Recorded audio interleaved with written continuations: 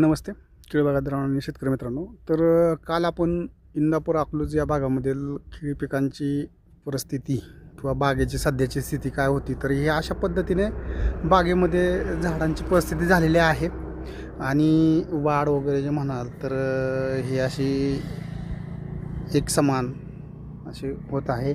नंतर पानं अशी खराब किंवा अशी पिवळसर निघत आहेत. तर यावरती आपण जे काही आजपर्यंत प्लॉट डेव्हलपमेंट केलेले आहेत तर ते आपल्या यूट्यूब चॅनलला उपलब्ध आहेत. यूट्यूब चॅनल डमढेरे ॲग्रो सोल्युशन .1 यावरती आहेत. तर ते पाहिल्यानंतरनं आणि आपल्या बागेतील समस्यावरती काय काम करावं या संदर्भात लक्षात येऊ शकतं केळी पिकाच्या नियोजनासंदर्भात. तर त्यासाठी एकदा अवश्य डमढेरे ॲग्रो सोल्युशन .1 या यूट्यूब चॅनलला भेट द्या. नक्कीच तुम्हाला त्यावरती लक्षात येईल.